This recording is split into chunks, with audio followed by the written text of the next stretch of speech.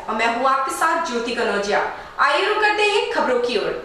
मध्य प्रदेश के मुख्यमंत्री शिवराज सिंह चौहान ने शुक्रवार को कहा कि प्रदेश में कोरोना वायरस से संक्रमण की दर घटी है। उन्होंने कहा कि प्रदेश में कोरोना वायरस से संक्रमण की दर 24% तक पहुंच गई थी, जो अब 18.8% हो गई है। उन्होंने कहा कि साप्ताहिक पॉजिटिविटी दर भी 14.8% हो गई है। इसके अलावा उन्होंने कहा कि कोविड-19 महामारी स्थिति को दृष्टिगत रखते हुए मध्य प्रदेश माध्यमिक शिक्षा मंडल द्वारा ली जाने वाली 10वीं बोर्ड परीक्षा इस साल नहीं होगी तथा 12वीं की परीक्षाएं स्थगित कर दी गई हैं।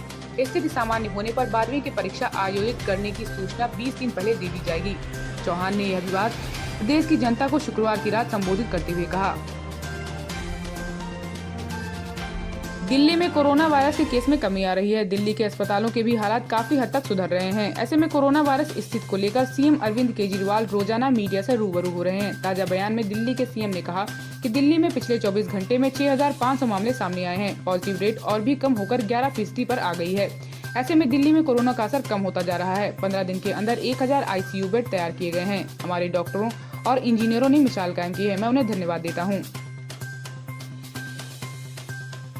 प्रधानमंत्री नरेंद्र मोदी चक्रवात तौकते से निपटने की तैयारियों का जायजा लेने के लिए शनिवार को एक महत्वपूर्ण बैठक कर रहे हैं। सरकारी सूत्रों से मिली जानकारी के मुताबिक इस बैठक में राष्ट्रीय आपदा प्रबंधन प्राधिकरण के अधिकारियों समेत केंद्र सरकार के शीर्ष अधिकारी शामिल होंगे।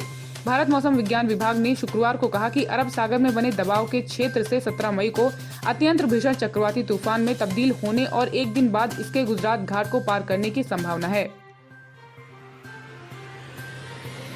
पश्चिम बंगाल के राज्यपाल जगदीप धनखड़ इस समय काफी एक्टिव हैं। चुनाव के बाद हुई हिंसा से राज्य के हालात काफी ज्यादा खराब हैं। ऐसे में राज्यपाल हिंसा से प्रभावित लोगों से मिलकर हालात का जायजा ले रहे हैं। उन्होंने 14 मई को पश्चिम बंगाल से भागकर असम में शरण लेने आए लोगों से मुलाकात की और आज 15 मई को पश्चिम बंगाल के राज्यपाल जगदीप धनखड़ ने पूर्व मेदिनीनगर जिले के नंदीग्राम में केंडामारी जलपाई गाँव का दौरा किया और राज्य में चुनाव के बाद हुई हिंसा से प्रभावित लोगों से बातचीत की।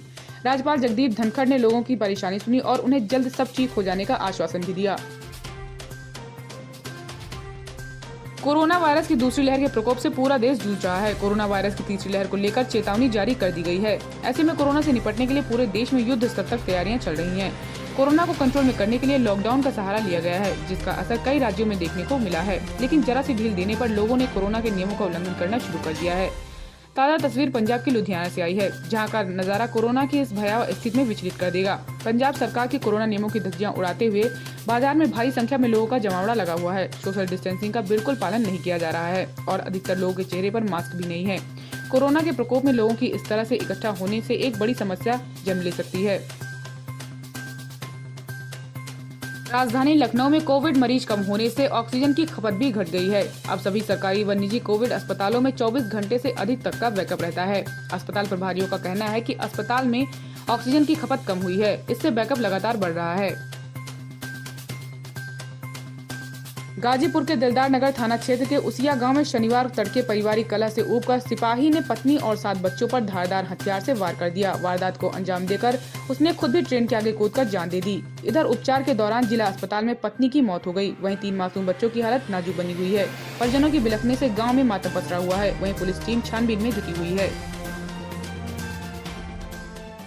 गंगा में शव प्रवाहित किए जाने की घटनाओं को शासन ने गंभीरता से लिया है। केंद्र सरकार और केंद्रीय प्रदूषण नियंत्रण बोर्ड की रिपोर्ट मांगे जाने के बाद प्रदेश सरकार ने गंगा की निगरानी के आदेश दिए हैं। कानपुर कमिश्नरेट और कानपुर आउट पुलिस ने अपने अपने क्षेत्रों में गंगा की निगरानी करेगी।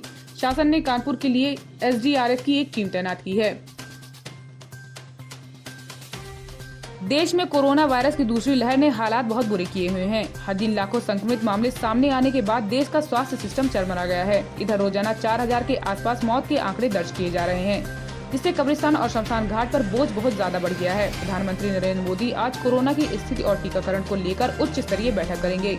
इधर ममता बनर्जी के छोटे भाई का कोरोना से निधन हो गया। छत्तीसगढ़ के रायपुर में 31 मई तक लॉकडाउन लगा दिया गया है। छत्तीसगढ़ के अलावा पश्चिम बंगाल और उत्तर प्रदेश में भी लॉकडाउन बढ़ गया है। शोमैन राज कपूर के बेटे रणधीर कपूर को कोरोना संक्रमण से मुक्ति मिलने के बाद मुंबई के कोकिलाबेन अस्पताल से छुट्टी मिल गई है। रणधीर कपूर की कोरोना टेस्ट रिपोर्ट पॉजिटिव आने के बाद उन्हें 29 अप्रैल को अस्पताल में भर्ती कराया गया था।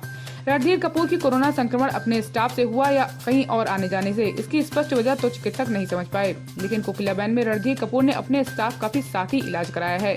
कोकिलाबेन अस्पताल के प्रवक्ता ने 2 मई को बताया कि रणधीर कपूर को आईसीयू से बाहर निकाल लिया गया है और जल्द ही उनको छुट्टी मिल जाएगी, लेकिन उनकी सेहत को देखते हुए चिकित्सकों ने उन्हें 2 हफ्ते अस्पताल में और रखा।